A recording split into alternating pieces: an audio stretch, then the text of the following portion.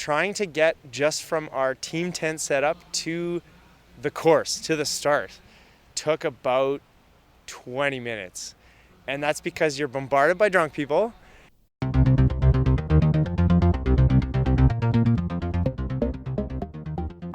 Welcome to the Canadian Cycling Magazine podcast. I'm Matthew Piaro, editor. We're hard at work on the second season of this podcast. To tide you over until that gets underway, we have a bonus episode for you. Ahead of this Sunday's race in Hoogerheide, the Netherlands, a few Canadian pros share their thoughts on the final World Cup event of the season.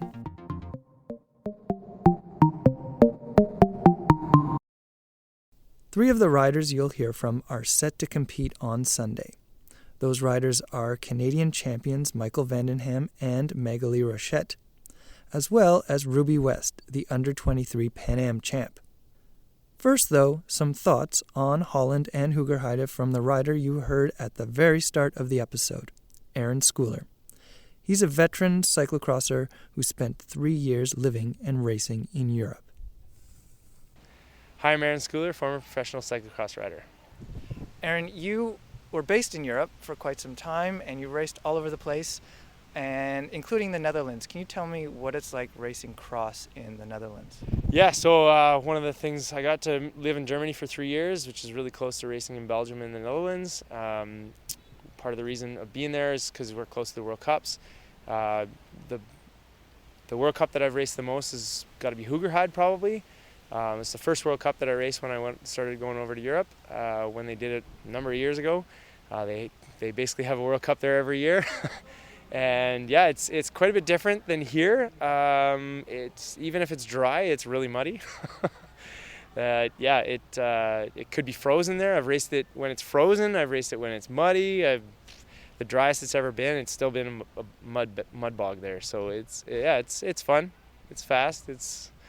Well, slow for us, but the Europeans are really fast racing. So, What are the fans like? oh, the fans! Oh, wow. Okay, so I can remember it was one of when they had the World Champs in Hoogerheide. Trying to get just from our team tent setup to the course, to the start, took about 20 minutes, and that's because you're bombarded by drunk people. And they just want to talk to you, and they're having a lot of fun. They've been drinking since probably 9 a.m.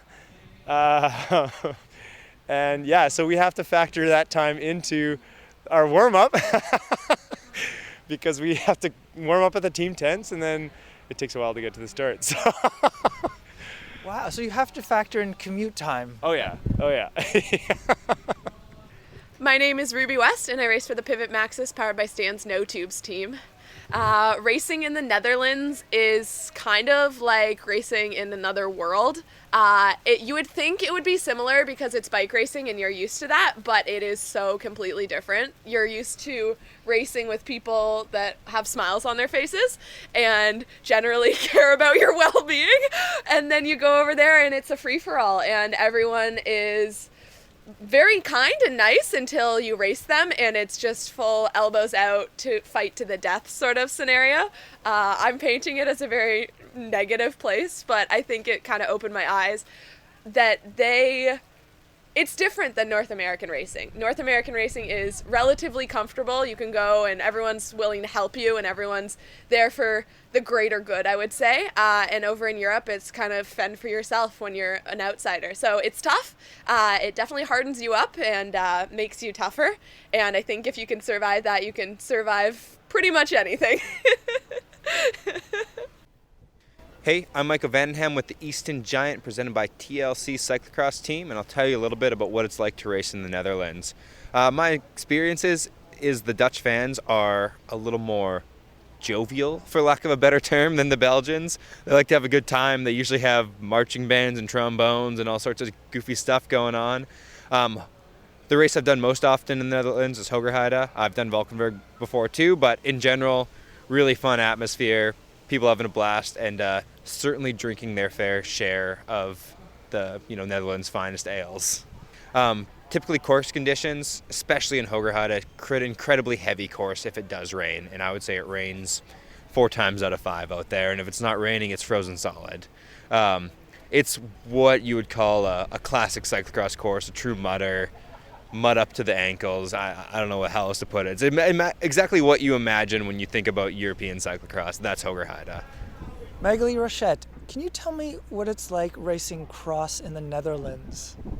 It's great. I actually really enjoy being in the Netherlands. It's a cool country. They have okay, that's going to sound weird, but it's like they really have a good cycling culture. What I was going to say that's weird is that they really have good cheese also. They have really nice Gouda cheese over there. In general, people in the Netherlands are super nice. They're big fans of cycling. Hoogerheide has always been one of my favorite. It's usually the week before Worlds, so it's always a solid race. Everyone is there. It's super fast, great course, and it's always super exciting one because you're testing how you're going to feel for the next week. So I've always enjoyed it, actually.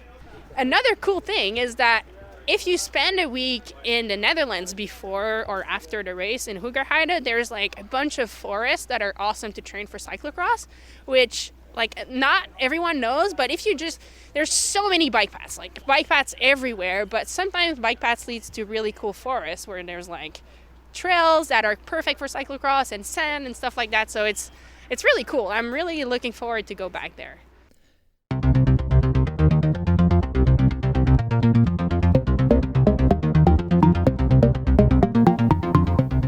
And that's the episode. It's put together by me, Matthew Piaro, with help from Terry McCall.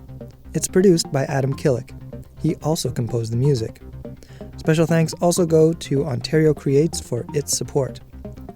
You can find more cycling news and gear reviews on cyclingmagazine.ca, as well as links to all of our social media channels. Please rate and review the show, and do tell your friends or the people you're racing on Zwift as you listen to this. Stay tuned and talk to you later.